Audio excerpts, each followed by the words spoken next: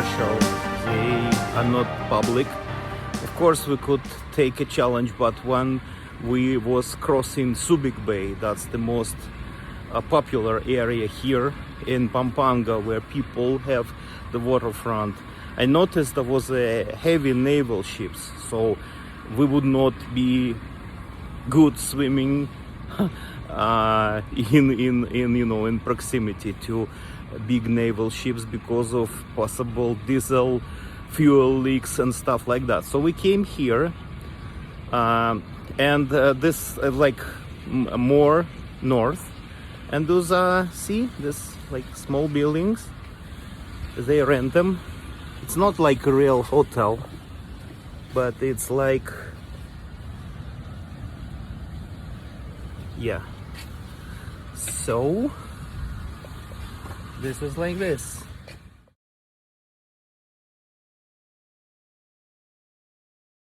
Hello everyone, we're in Zambales beach. It's high tide. It's only second day after big typhoon, which was called the most devastating typhoon over the recent 5 or 6 years in the Philippines, and then mostly damaged the Manila metro and the place where I live now, Pampanga areas, but it almost left untouched the southern regions of Philippines. Okay, so yeah, I know you missed me. I haven't been in the air for a long time because I was dealing with my difficulties. Remember last time I told you that I was assaulted in Paranaque City? The guy was basically, what he did, it was just running towards, not towards me, but by my side. And all of a sudden he ran across me. He hit my palms. I was holding my iPhone and I was looking for the map for the location, and he hit suddenly. So the most important part in that assault, that he caught me by surprise. If I was prepared, of course, he had no chance against me. I am more massive than the assaulter, but that's how he was trained, so that's how he did it. So, but that was not the end of the story. So I faced another tricky story with, there are two mobile operators in the Philippines. One is called Globe, another is Smart. Globe usually those SIMs are bought to connect to one of the most popular payment systems in the Philippines called GCash. So everyone knows about GCash. If you live alone in the Philippines, if you live for considerable amount of time, for 1 month or maybe longer, you know what GCash is. So surprisingly, I was not able to connect that telephone SIM to GCash. GCash, instead of prompting me to set up my first time password, it prompted me to input the password as if that GCash account already existed. So I tried several times, and someone helped me also to make sure that I didn't make mistake. And I appreciate, of course, any help, because being a foreigner is kind of tricky here. I don't say it's such a big deal, and it's a challenge or anything, but it's tricky. So I went to the police station because I was not able to connect with GCash. They didn't simply respond to my ticket, although they didn't close it. And I wrote a police report saying that Globe sold me a pre-owned SIM, so I was not able to set up my GCash account. The main reason why I wanted to own that SIM card. They accepted my report and they sent me to the Globe retailer. So they were kind of reluctant to take it from me, but I said, listen, this has something to do with your telephone, and you are the telephone operator, so you have to accept this police report. and they very unwillingly, with great deal of hesitation, they finally accepted it.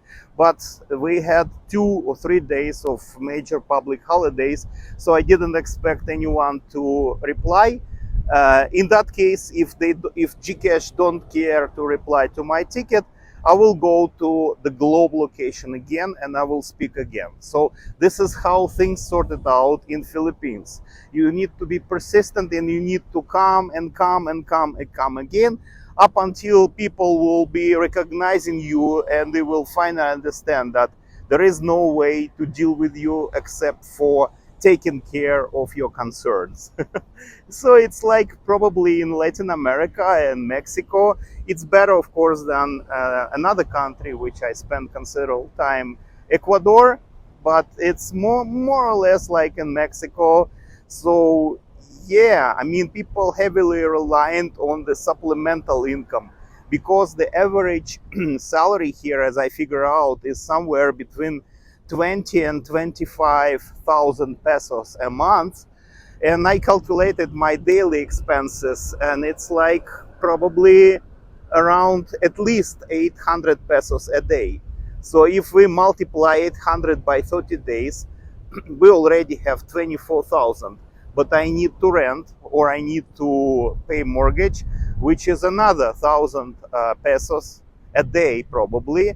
Well, not 1,000, let's say maybe 100 pesos a day, but you still pay another 400 for transportation, right? Or at least 200. So we end up at around 2,000 pesos a day, which translates into 60,000 pesos a month, which is considered here very high salary, very high.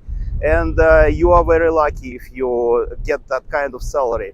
So majority, absolute majority of population, they perceive foreigners as a source of supplemental income.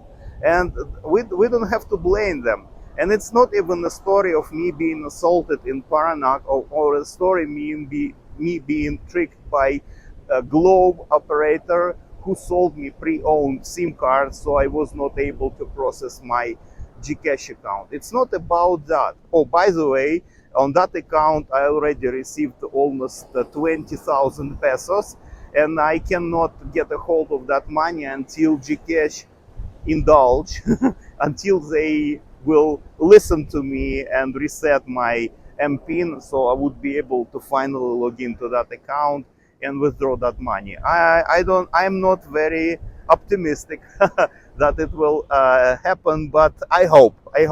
So once again, if people so much reliant on the windfall incomes, there is no surprise. There are some tricky situations like I faced, and I'm very much surprised that my followers telling me that I'm kind of unlucky, that they didn't experience anything like that.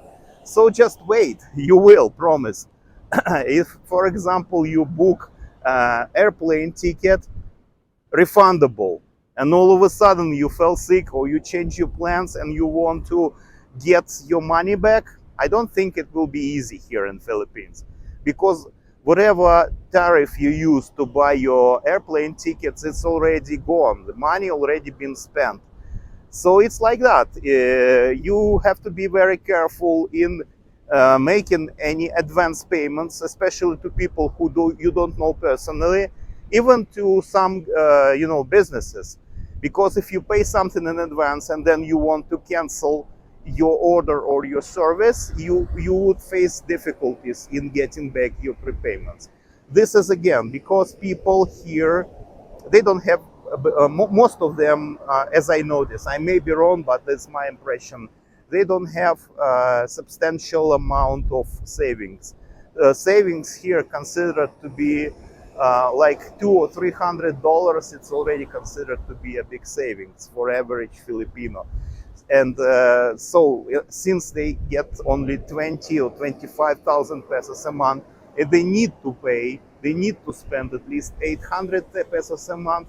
The rest of it is a windfall, a supplemental income they must earn. And that leads to certain disbelief in people. So I asked many of them, why wouldn't you study? Why wouldn't you just get properly trained so that it would allow you to earn a greater incomes and be more self-sufficient, reliant on yourself, so you would be less reliant to that windfall supplemental profit which you need to make every month to make ends meet. And people say, well, whether I study or not, usually that's the kind of response I usually encounter. They say it doesn't matter, because even if I get trained, I would not get that kind of job most likely. So I still need to rely on that windfall income. And since they live in the close communities with their siblings, with their people, similar people around, they perceive foreigners as a likely source of that supplemental income. So whether you have or you don't have money, extra money, you are foreign to them, and you always be considered a source of this supplemental income. So whoever lives here, we must enjoy the company. Most people are very friendly, and they are very polite, and sometimes they want to tell you some interesting stuff.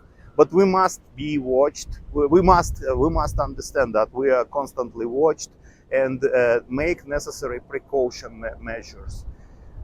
So here I am again at Zamboanga Beach. Also, another interesting issue is noise pollution. I heard that story from many bloggers, essentially from American bloggers, who complain about excessive noise pollution. I brought earplugs myself, and I'm very thankful for these bloggers who warn me about this problem, because sometimes it's very difficult to get asleep in the morning. Most likely you will face a lot of dogs barking, pigs and piglets, also, and the roasters who sing in the morning. Of this, and also working people and tricycles, which produce a lot of noise while they're in the driving mode. Of this all type of noises, I would pay special attention to the barking dogs, because dogs here, they are kind of semi-stray, and they are very much different to the type of dogs we accustomed to meet in our home countries, because usually there are either stray dogs and they've been caught and put in the special reservations for dogs, for stray dogs, or they are very well groomed home dogs, which don't bark. They patiently wait for the owner. They don't pee in the premises, and they don't bark in the morning. These kind of dogs, they mostly treated like hamsters, so they are by themselves. They bark wherever they like, and they sleep wherever they like. So since most of them sleep in the daylight, they bark in the night, and sometimes early in the morning. So this has something to do how Filipinos treat their pets. If the cats would produce as much noise as dogs, I'm sure cats would also be a source of big noise pollution. So try to stay away from houses with those barking dogs. At least that would allow you to minimize the noise pollution by half. So you'd only experience those roosters in the morning. Most of us can probably keep up for 1 hour, for maybe 1.5 hours, until they stop producing noise in the morning, so stop singing in the morning. And tricycles, it's just a matter of for your windows facing not the frontal of the road, but the opposite side of the road. So make sure your bedroom is located facing your backyard, not your front. Okay, guys, thank you very much. I'd like you to tell me, if you can, in the comments, what kind of challenges you experienced in Asia in general. Have you been ever scammed? What government or private services frustrated you? And next time, I'll try to make a little walk in the fruit, in the farmers fruit market next to my location. And next time, hopefully, if everything will be okay, we'll go to a fish market. Bye bye.